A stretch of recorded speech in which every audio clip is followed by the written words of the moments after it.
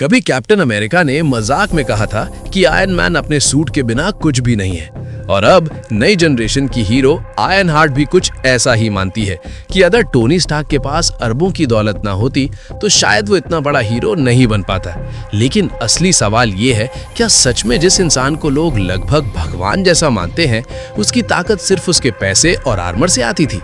अगर ध्यान से देखा जाए तो ये बात पूरी तरह सही नहीं लगती, क्योंकि जब भी टोनी से उसके सारे रिसोर्स छीन लिए जाते हैं, तब भी वही खुद को सबसे अलग साबित करता है। जरा उस गुफा वाला सीन याद करो जहां टोनी को कैद करके रखा गया था। वहीं पर उसने कबाड़ के टुकड़ों से एक छोटा सा आर्क रिएक्टर बना दिया।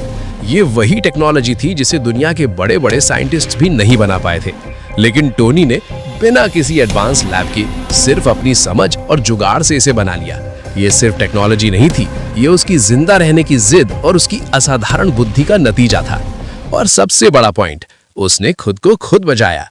उस एस्केप ने साफ दिखा दिया कि हीरो बनने के लिए उसे सूट की जरूरत नहीं थी। अब अगर कोई कहे कि टोनी सिर्फ पैसों की वजह से महान था, तो ये तर्क भी ज्यादा देर टिकता नहीं, क्योंकि हैमर इंडस्ट्रीज के पास भी बेहिसाब पैसा था, लेकिन वो कभी भी टोनी स्टार्क जैसी टेक्नोलॉजी नहीं बना पाए। असल फर्क पैसा नहीं था, बल्कि सोच थी। टोनी हर फेलियर से सीखता था। उसके लिए इनोवेशन कोई काम नहीं, बल्कि उसकी आदत थी। और फिर आता है वो आखिरी पल, जब उसे पता था कि स्नैप करने के बाद उसकी मौत तय है, फिर भी उसने पूरी दुनिया को बचाने के लिए खुद को कुर्बान कर दिया। तो अब सवाल ये है, क्या हर इंसान टोनी स्टार्क बन सकता है?